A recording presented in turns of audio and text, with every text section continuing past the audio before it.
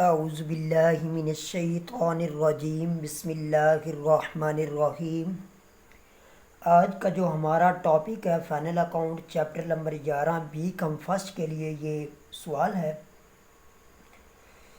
तो जी मेरे भाई, आप लोगों से रिक्वेस्ट है कि अगर आप मेरे चैनल पर न्यू आए तो मेरे चैनल को सब्सक्राइब कीजिए ताकि कोई भी न्यू वीडियो आए बर वक्त आपको मिल सके। तो टाइम ज़ाया किए बगैर हम अपने क्वेश्चन की तरफ बढ़ते हैं। आज हमारा क्वेश्चन नंबर मेरे भाई 10 है। देखते हैं जी इसमें आज क्या कुछ हमने रीड करना है और क्या हमारी ज़िम्मेदारी है जिसको हमने करना है।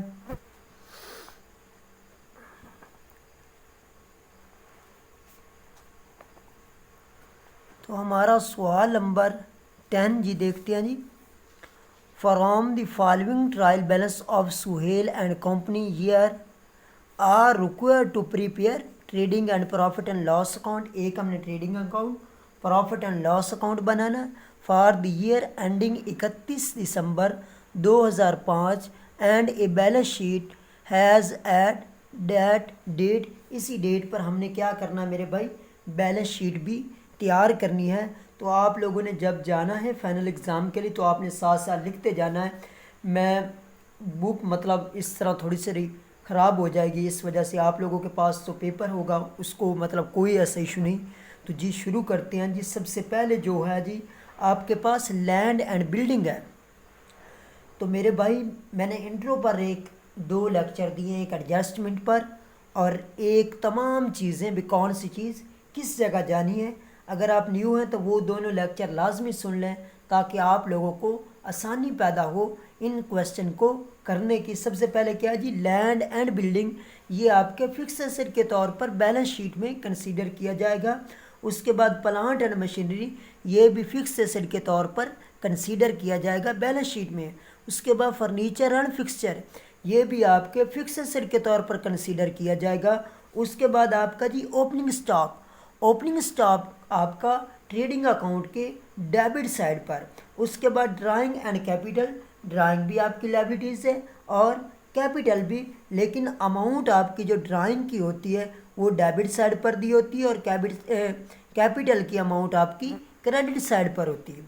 उसके बाद आपको दी हुई परचेजेस एंड सेल, परचेजेस आपकी हमेशा मेरे भाई डेबिट होती है जबकि सेल आपकी क्रेडिट साइड पर होती है। जैसे कि जब आप एंट्री करते हैं purchases account to cash account तो सेल की क्या होती है entry, cash account to sale, sale credit side पर, परचेजेस आपकी डेबिट साइड पर। उसके बाद डेटर एंड क्रेडिटर, डेटर वो जिनसे हमने पैसे लेने होते हैं जबकि सैलरी क्रेडिटर वो जिनको हमने पैसे देने होते हैं। तो डेटर आपके डेबिट साइड पर होते हैं जबकि क्रेडिटर आपके क्रेडिट साइड पर होती है। उसके बाद रिटर्न है जी। अब आपको कैसे पता चलेगा भी इनमें से सेल्स रिटर्न कौन सी है और परचेज रिटर्न कौन सी है। तो मेरे भाई जैसे परचेज आपकी डेबिट और परचेज रिटर्न आपकी क्या हो जाएगी जी, क्रेडिट। सेल आपकी क्रेडिट होती है जबकि सेल्स रिटर्न आपकी डेबिट होती है। उसके बाद लोन फ्रॉम, तो मैंने पिछले सवाल में भी ये बताया था भी आपको कैसे पता चला जाएगा कि हमने लोन लिया है या दिया है। अगर लोन टू का लफ्ज़ इस्तेमाल हो तो फिर हमने किसी को लोन दिया है। अगर लोन फ्रॉम का लफ्ज़ इस्तेमाल होगा तो हमने किसी से लिया है। Loan from SBFC on first date 10वां महीना था और 2005 और 12% पर annum के हिसाब से आपने लिया है मेरे भाई। तो अब बात ये होती कि हम इसका पूरा कंप्लीट तो पैसा नहीं ना पे करना, हमने मतलब कब लिया है जी, 10वें महीने की फर्स्ट डेट को। तो हमने कब बना रहे हैं जी, 2005 को बना रहे हो। तो इसका मतलब क्या हुआ, हमने 3 मंथ का तो हमने मतलब पूरे साल का तो लोन, उसका मतलब इंटरेस्ट पे नहीं ना करना लोन पर। कितना करना, एक तो हमारा लोन है 1,20,000 लायबिलिटीज़ में चला जाएगा लोन के तौर पर और दूसरा उस पर इंटरेस्ट है। लेकिन इंटरेस्ट हमने पूरे साल का पे नहीं करना बल्कि कितने का करना है, 3 मंथ का। तो 1,20,000 ज़रबे 12 तकसीम 100 और उसके बाद फिर ज़रब 3/12 क्योंकि आपका 3 मंथ आपने यूज़ किया तो ये 3600 इंटरेस्ट पेएबल एक्सपेंसेस के तौर पर प्रॉफिट एंड लॉस की डेबिट साइड पर और दूसरा आपके लायबिलिटीज़ के तौर पर कंसीडर किया जाएगा। वेजेस एंड सैलरी आपके ट्रेडिंग अकाउंट की डेबिट साइड पर अगर सैलरीज एंड वेजेस का लफ्ज़ होता तो फिर आपके प्रॉफिट एंड लॉस में एक्सपेंसेस के तौर पर कंसीडर किया जाता। उसके बाद printing and stationery profit and loss की डेबिट साइड पर। उसके बाद बैड डेट्स दियो, प्रोविज़न फॉर बैड डेट्स। तो ये कौन सी प्रोविज़न है मेरे भाई? ये आपकी प्रोविज़न ओल्ड प्रोविज़न जो ट्रायल बैलेंस में दी होती है, ये आपकी ओल्ड प्रोविज़न होती है, ये वाली प्रोविज़न। और न्यू आपकी एडजस्टमेंट में होती है। उसके बाद कैश एट बैंक, ये आपका एसेट्स है, करंट एसेट्स। और उसके बाद अगली बात क्लोजिंग स्टॉक। एडजस्टमेंट में इसके दो इफेक्ट, एक तो आपके प्रॉफिट ट्रेडिंग अकाउंट की क्रेडिट साइड पर और दूसरा आपके एसेट के तौर पर कंसीडर किया जाएगा। उसके बाद डेप्रिसिएशन है जी बिल्डिंग पर 2.5। एक तो डेप्रिसिएशन आपके प्रॉफिट एंड लॉस के डेबिट साइड पर एक्सपेंसेस के तौर पर कंसीडर की जाएगी और दूसरा एसेट्स में से लेस होगी। ऐसे मशीनरी पर, फर्नीचर एंड फिक्सचर, तो इसका लेने का क्या तरीका होता है? अमाउंट लेनी, जैसे लैंड एंड बिल्डिंग की ज़रब 2.5 तकसीम 100। तो इसी तरह बाकी की भी आपने फाइंड करनी है। उसके बाद right of 7200 has bad debts from debtors.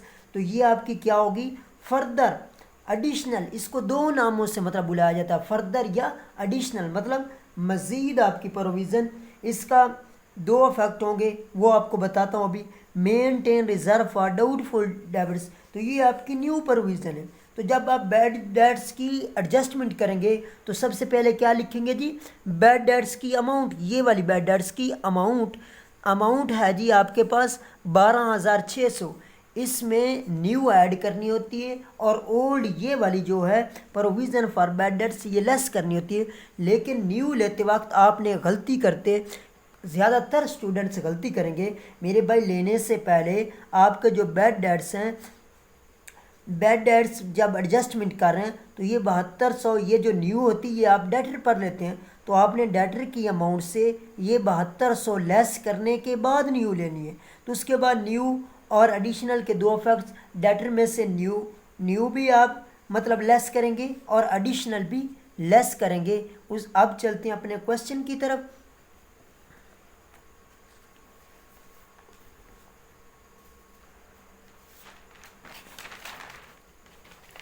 Question number मेरे भाई आपका 10 है, ये देखते हैं मेरे भाई।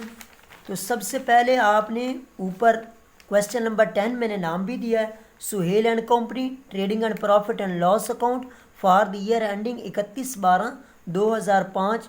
ओपनिंग स्टॉक 1,20,900, परचेज 3,30,000 और रिटर्न थी 15,000 की। लेस करेंगे तो बकाया 3,15,000 बाकी है। वेजेस एंड सैलरी 79,500 और उसके बाद सेल थी 6,12,000 की। रिटर्न आपकी इसमें से 18,000 की होगी तो 5,94,000। उसके बाद क्लोजिंग स्टॉक एडजस्टमेंट में था, इसके दो इफेक्ट, एक तो आपके एसेट के तौर पर कंसीडर किया जाएगा और एक आपके ट्रेडिंग अकाउंट की आपकी डेबिट से क्रेडिट साइड पर आके। और उसके बाद कैलकुलेशन करते हैं 7,44,000, 7,44,000 दोनों साइडों पर। और उसके बाद ये सारी अमाउंट लेस करेंगे तो आपके पास बकाया कितना आएगा? 2,28,600। तो इसको लेकर चलते हैं जी ग्रॉस प्रॉफिट कैरी डाउन को ब्रॉड डाउन के 2,28,600। और उसके बाद प्रिंटिंग एंड स्टेशनरी 9300 की। बैड डेट्स थे 19,800 के। ये न्यू प्रोविज़न जब लेनी होती है डेटर पर लेनी होती है, लेकिन जो एडिशनल आपके पास दी हुई थी 7,200 रुपये की, तो ये आप इसमें से लेस करेंगे, डेटर में से लेस करने के बाद आपकी न्यू थी जो 8% थी, ज़रा 8 तकसीम 100 करेंगे तब आपकी ये न्यू आएगी 6,720। ये टोटल बनता है 26,520। उसमें से ओल्ड आपकी लेस करेंगे 10,140 तो बकाया बचता है 16,380। इंटरेस्ट पेबल के बारे में मैंने आपको पूरा तरीका बताया था। इंटरेस्ट की अमाउंट थी 1,20,000, लेकिन हमने उससे सिर्फ 3 मंथ यूज़ किया, तो इसलिए हम उसका सिर्फ 3 मंथ का लोन कंसीडर करेंगे। 1,20,000 ज़रब 12 तकसीम 100 ज़रब 3/12 तो ये 3,600 आएगा इंटरेस्ट पेबल। उसके बाद डेप्रिसिएशन दी हुई थी, लैंड एंड बिल्डिंग की अमाउंट लेंगे ज़रब 2.5 तकसीम 100 करेंगे तो 6,375 आ जाएगी। उसके बाद प्लांट एंड मशीनरी की अमाउंट लेंगे, ज़रब 10 तकसीम 100 तो 12,000 आ जाएगी। ऐसे ही फर्नीचर एंड फिक्सचर की अमाउंट लेंगे, ज़रा 5 तकसीम 100 तो आपकी 1,950 आएगी। और दूसरा इसका ये अफेक्ट होगा जब एसेट के तौर पर कंसीडर किए जाएंगे ये land and building, plant and machinery, furniture and fixture, तो ये डेप्रिसिएशन उसमें से लेस होती जाएगी। तो अब आपको देखते हैं जी, दोनों साइडों पर 2,28,600 बड़ी अमाउंट है, इसको दोनों साइडों पर लिखा। उसके बाद ये सारे एक्सपेंसेस इसमें से लेस करेंगे तो बकाया जो net profit transfer to capital 1,78,995। तो अब चलते हैं जी अपने बैलेंस शीट की तरफ।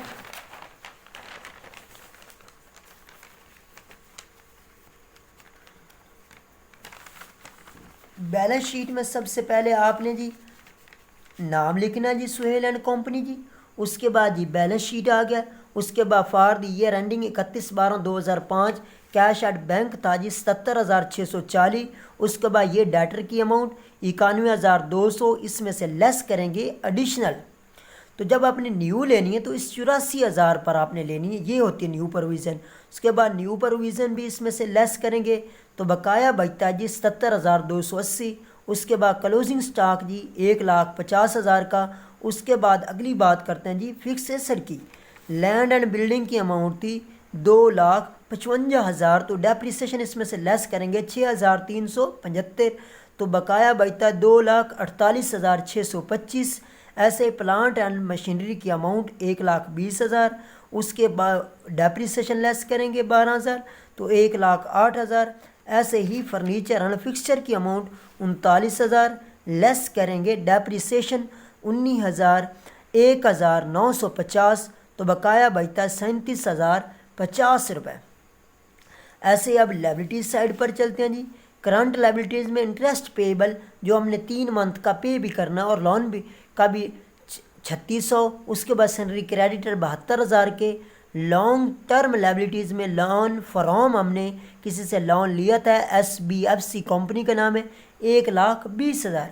उसके बाद कैपिटल है जी 4,20,000। इसमें नेट प्रॉफिट ऐड करेंगे जी 1,78,995, तो अमाउंट आती है जी 5,98,995।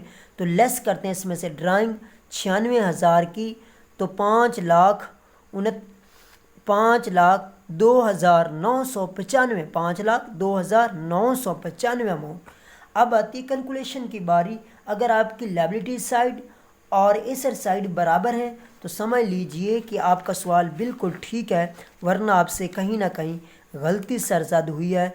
तो 6,98,595 इसकी दोनों साइड पर कैलकुलेशन करने के बाद आती है। तो जी मेरे भाई, फिर भी आपको किसी चीज़ की भी समझ नहीं आती, साथ साथ में इस वजह से नहीं करता क्योंकि आप लोगों का बहुत ज़्यादा टाइम मतलब ज़ाया होगा। इस तरह अगर वीडियोज़ अगर 15 मिनट में 17 मिनट में बनती है तो ये 25 या 30 मिनट में चली जाएगी, तो आप लोगों को देखने में दुश्वारी होगी। तो इस वजह से मैं पहले ही सवाल को हल करता हूँ, बाद में सिर्फ आप लोगों को समझा देता हूँ भी कौन सी चीज़ कैसी आई है। और उसके बाद भी फिर भी आपको अगर कोई चीज़ समझ नहीं आती तो मेरे भाई आप मुझसे कॉमेंट्स बुक्स में मुझसे पूछ सकते हैं, या मेरा नंबर दिया वो व्हाट्सएप नंबर, तो आप उस पर भी मुझसे कॉन्टैक्ट कर सकते हैं। तो जी मेरे भाई, आज के लिए इतना ही काफ़ी। इंशाल्लाह ताला नेक्स्ट क्वेश्चन के साथ मिलेंगे। ओके, अल्लाह हाफिज़ एंड टेक केयर।